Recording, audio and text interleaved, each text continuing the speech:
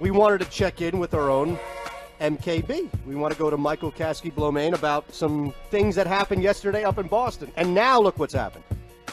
This Markelle Fultz thing that's popped that we didn't even get to today because I wanted to bring it up specifically with Michael and have him give us the lowdown on what's going on. And then the big thing that kind of derailed the show here, the quotes from Joel Embiid that has picked up steam. But, of course, we go to Michael Kaskey-Blomain. What's going on, MKB? Eytan Shander in for Mike Gill, as you know. How you been, brother? Thanks for the time. Hey, I'm doing good, man. Thanks for having me on. I appreciate it. Of course, man. Of course. So, again, I was looking at the game itself and thinking we'd have a couple of things to talk to about that. Let's put that on hold. The comments from Joel Embiid, and for the people that are just joining us in this 5 o'clock hour, I'm going to read it. I know you've seen it, but I'm going to read it for the people who have just joined us and just get your reaction to how damning of a statement you think it is, Michael, from Joel Embiid. Quote, I felt like I could have done more, talking about last night. I didn't get the ball. The ball didn't find me in the fourth quarter and overtime. So in those situations, I've got to show up. But I also have to be put in the right situations to be able to help this team. I felt like I wasn't in the right situation, end quote. Seems like the second time in, a month now he's been critical of the head coach. Yeah, it is the second time. It's similar comments to the comments he made a few weeks ago to Keith Pompey, the Inquirer, that basically he was just unhappy with, kind of his role and where he was getting his touches and, how many touches he was getting. I think the comments are a combination of several factors. One, Joel just being, an emotional guy that really likes winning. Having been, in the locker room after all these games, and he's, very kind of determined by the outcome of the game. Like if they win, he's in a great mood. If they lose, he's not in a great mood, and he's pretty quick to, say whatever is on his mind. That's never been an issue for Joel. So I think it's an issue of him kind of just venting frustration that it's pretty regular and normal. I think a lot of players in losing a game like that and in the manner they did would be frustrated with the situation.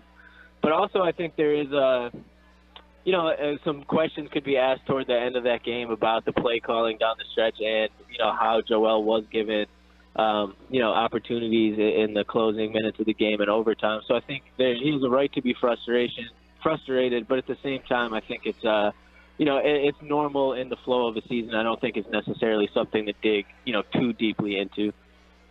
Is it the specifics of really, I don't want to use the term going after, but maybe that is kind of the loose association with what he's doing. But I think what happens, Michael, is that you've got people's frustrations already built in, however valid or warranted they may be with Brett Brown. And this is really the first time, right? I mean, this year, have we had anybody really come out, definitely not to this magnitude, and criticize Brett Brown or anybody internally in the organization? I feel like the last 5 or 6 years, it's always been about, hey, look at what we went through. We should just be happy where we are.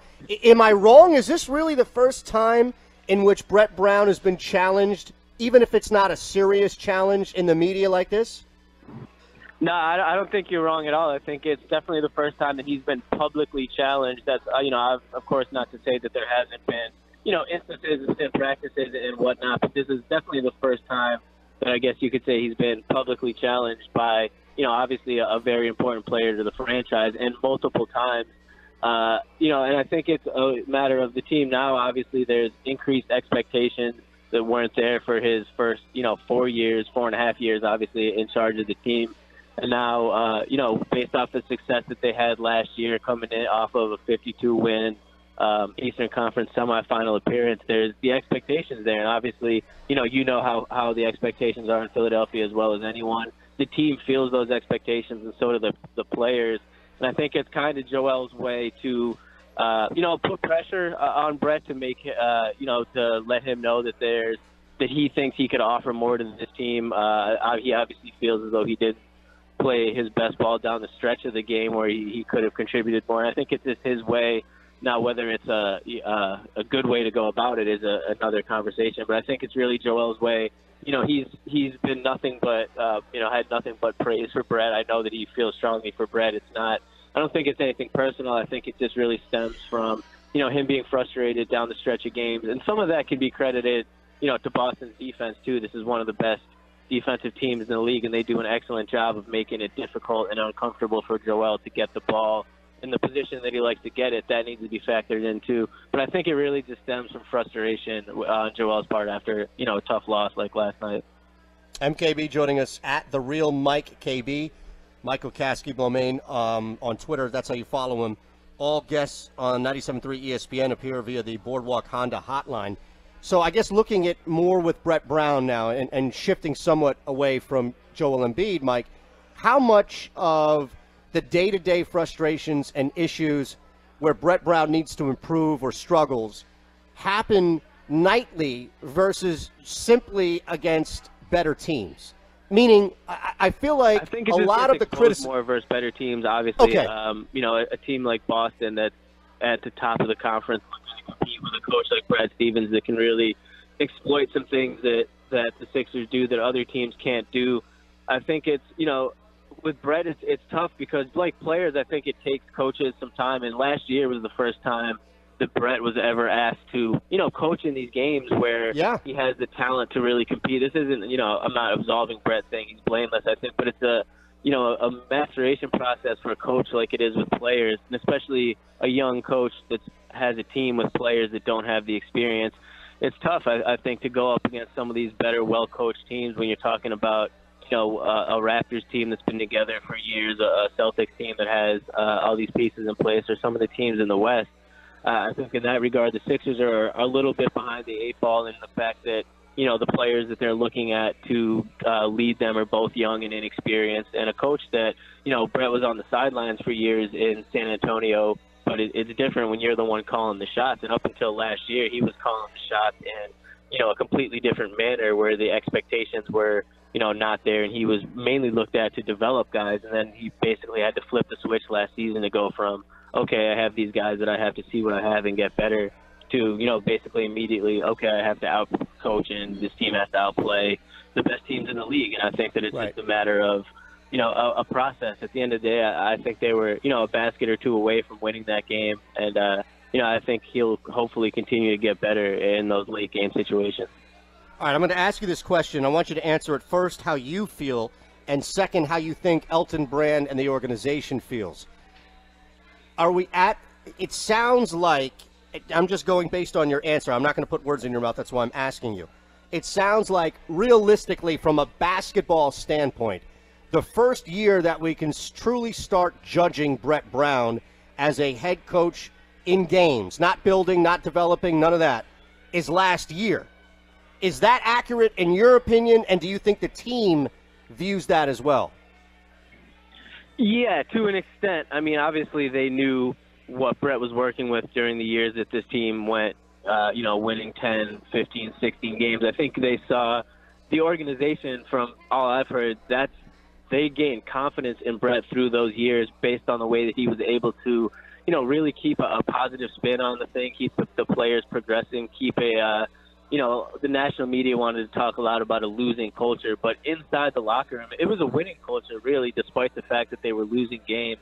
And all of that comes from Brett. TJ McConnell just had a great piece in the Players Tribune. I'm sure you probably got to read it last week.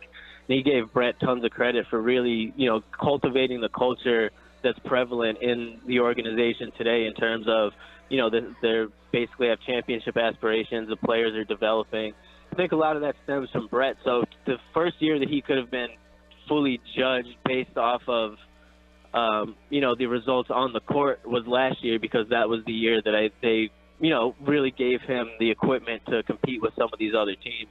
So I think, the front office, the ownership is looking at Brett as a guy that in his first year that was truly asked to compete as a coach that took a team of young players, a rookie and a second-year big man, to the Eastern Conference Finals and won 52 games, and is looking to increase on that next year. So, if you go on Twitter after a Sixers loss, there's nothing but fans calling for his head. From everything that I know from an organizational standpoint, that really couldn't be further from how they view the situation. I think that's fair. And I think this whole thing from the jump with Sam Hinkie starting it, Brian Colangelo, whatever adjective you want to use, doing it, verb as well. It's just, we are so far away from the beginning, but it was never an organic, natural thing to start with. So this whole thing has just gone in completely different directions. And when you start getting back to the regular basketball conversations, you don't really have something. It's not like you can look 4 or 5 years ago and say, well, they did it this way and it worked. You know what I'm saying? Like, everything is so fresh and so new. Even in the last year and a half, I feel like it's tough to get a good feel on anybody outside of Joel Embiid. Not saying that Embiid is perfect, because clearly he needs to get better, but I mean, we're 125, 30 games into Ben Simmons' career. People want to trade him. Brett Brown is already not the guy of the future. And I'm frustrated more so with Brett than I have been in the past, but I don't know what's happened in the last year, Michael, where people have gone from understanding, and not everybody, and maybe social media is the worst barometer to use, but for the purposes here, we're using it, where people have gone from understanding to now belligerent.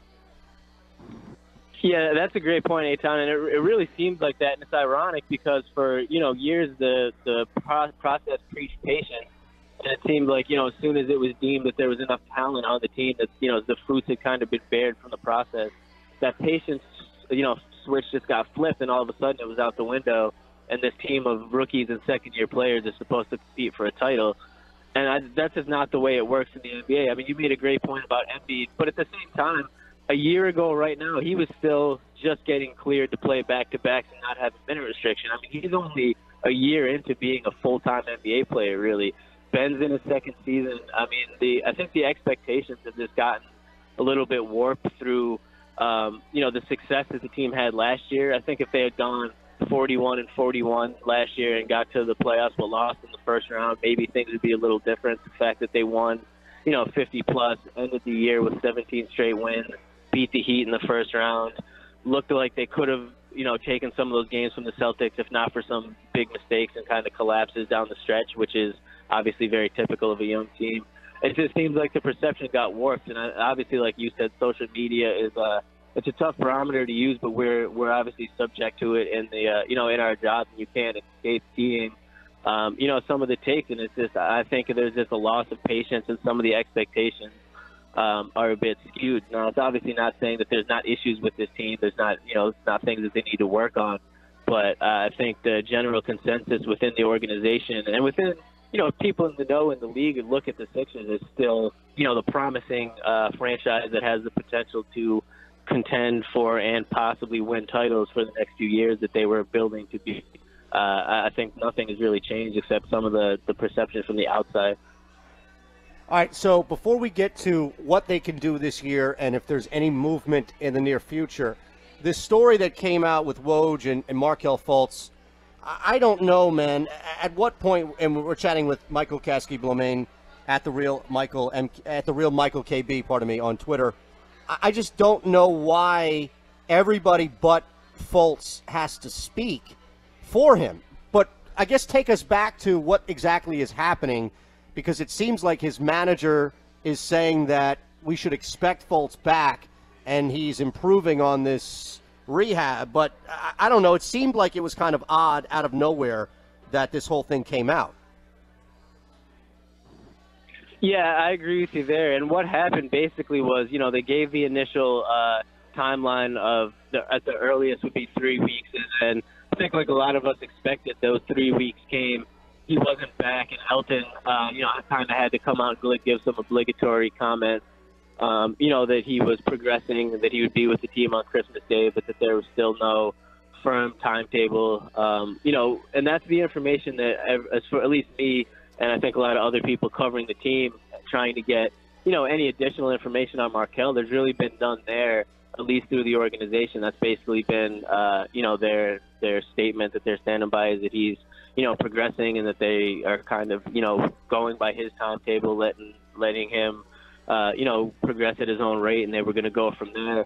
So once that comment came out, it seems like, Markelle's agent / manager, he's really kind of acting on his own, and that's why, I think it's fair to have some skepticism about this latest report. Obviously, he wants it out there that Markelle, is improving and he's getting better.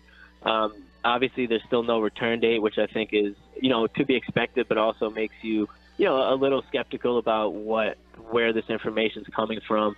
And we've had no updates from the team. So to me, at this point, I don't necessarily expect to see him back. That's just me personally. But, something could change if he's able to really, make progress in this rehab. But to me, the situation remains, about as big as a question mark as it has been. And unfortunately, like you said, it would be nice to hear from Markelle. But until he's cleared to, be back with his team and practice, and we're not going to get a chance to, talk to him or hear from him. And then, until then, it's going to be, kind of the guessing game, it seems like, moving forward that it's been for, most of the season now. Yeah, it's hard for me to think that the Sixers are actually turning down legit offers for this kid. It depends on what you would say is legit. Like, I'm pretty sure if, a team called with a lottery pick for this coming year or that's legit. A starting. Yeah, that's what I would say is not happening, right?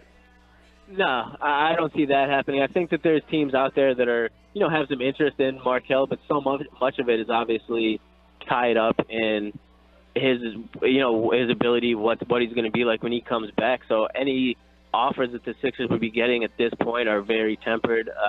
I think they're just looking at it like, at that point, if the offers that they're getting are, low ball offers, if you want to say, it can't hurt. Like, worst case scenario, you bring him back and the offers are already low. They're not going to get lower. But if he can come back and, show that he can contribute, maybe he could be that piece off the bench for them going into the playoffs if he's healthy.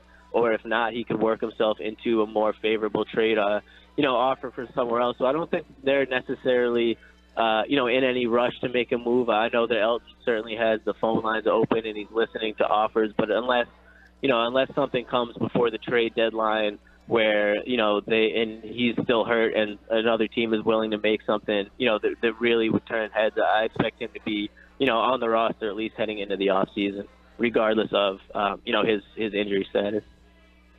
Okay, good stuff, brother. I appreciate that, and I don't even know, man, that this whole thing with Fultz moving forward, like you said, as far as the injury and the future of him will be up in the air. Let me throw one last one at you, and this is based off of this. I don't know. I think that there's something inside us that wants to see something else happen because we all know this team is not complete. And the battle and the conversation is, well, are they going to do anything this year, even though they just did with Jimmy Butler, or are they going to wait until the offseason? Now, I'd love for them to make another move, just like I think everybody would, but the only currency that seems to jump out at me is that Heat pick. Is there anything else that you think, and I don't know if Fultz falls into this or not, but is there anything else that is any value of currency, Michael, that they could actually make a move and maybe add along with that Heat pick to bring somebody of value back, even if it's in like a 4-spot or bench capacity? Yeah, that's a great question. And obviously that's probably the most pressing thing on Elton's plate right now. And I think it's twofold the way you could look at it. I think that they have an approach for this season where they could improve in the short term, obviously, in the manner that they did last year, whether it would be through the buyout market and acquiring a couple guys that they could just have as reliable reserves that could come in and bump everyone that's currently in the rotation back a spot and just bolster the bench. In the short term, whether that would be through a low-scale trade, because like you said, what they're working with in terms of assets are pretty low at this point, and I think the Heat pick is something that they're going to want to keep in their pocket for what would be kind of the second phase, which is going into this offseason. Obviously, acquiring Jimmy this season was the big thing, and obviously nothing they do is going to top that. So they'll go into this offseason with Joel, Ben. What they're going to do with Jimmy will be the first priority, in terms of bringing him back if they give him that full deal. Then they'll have those in place, and we'll look to, surround those guys with all the pieces they need to be a contender. They can't do that to their best ability in the middle of this season, but what they can do is make small-scale changes through maybe a lower trade, whether it's a guy, like Furkan, a guy like Amir, who's an expiring contract that isn't playing, that could look good on someone else's books. Something like that could get them, just a guy that could come in like obviously I'm just using Trevor Ariza's name as an example because he was, a guy that just got traded, a potential target. A guy like that they could bring in this season in the middle of the year to try to, bolster that bench for a playoff run. But I think their main plan of attack will really be going into this offseason with as much cap space as possible to, bring back Jimmy, lock him down, and then, surround him, Ben, and Joel with, all the pieces that they need really to go forward next season and on as, probably the one, if not the top, one of the top contenders in the East. Michael Kaskey-Blomain, thanks, brother. I appreciate it. All right, on your way out, more overrated Christmas candy, the white peppermint M&M or the peppermint bark? Oh, man, I'm not a big peppermint guy in general, so I'll just go with the peppermint bark because I like M&Ms in general, but peppermint bark, I can't get behind that. Well, have you had the white peppermint M&Ms? It's basically like a Tic Tac in chocolate coating. Oh, no, it's that awful. Doesn't sound that great either. Can I take neither? No, the option of throwing yourself off a roof does not exist on this poll. Sorry. Man. All right. Well, yeah. I'll stick with the M&M because at least we got a little chocolate in there or something. Okay, that's fair. Thanks, brother. I appreciate the time and insight as always. You asked me the whole show. You saved it for the end. Good. Exactly. That's what my MO is, man. You know everything there is to about basketball. I'm just boring you. So I'll get to the fun stuff earlier next time. I promise. Keep me on my toes, man. I appreciate it.